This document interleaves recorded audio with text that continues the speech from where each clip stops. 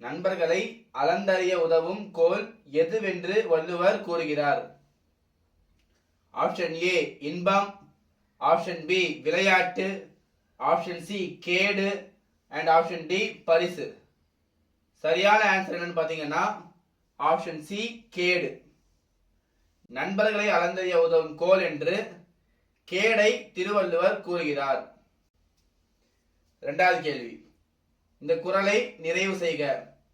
தம்மீர் Periyar Tamara ஒழுகுதல்.